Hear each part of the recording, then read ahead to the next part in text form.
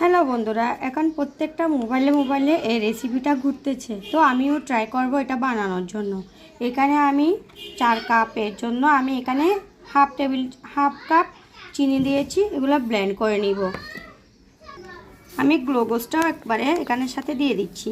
আমি আগে 10 টাকা দামের এই গ্লুকোজের প্যাকেটটা নিয়ে আসছি। আমি কিন্তু এখানে অরেঞ্জ ইমানশন ব্যবহার করতেছি 1 চামচ। এই যে ব্লেন্ডারে নিয়ে নিলাম, এখন একটু ব্লেন্ড করে নিব। ব্লেন্ড করার পরে এরকমই হয়েছে। আমি আপনাদেরকে শরবতটাও বানিয়ে দেখাচ্ছি। এখানে আমি জাস্ট 2 চামচ দিয়েছি এখান থেকে। শরবতের কালারটা কিন্তু এরকমই হয়েছে, হলদে হলদে। দেখেন, খাইতেও কিন্তু ভীষণ মজা লাগবে।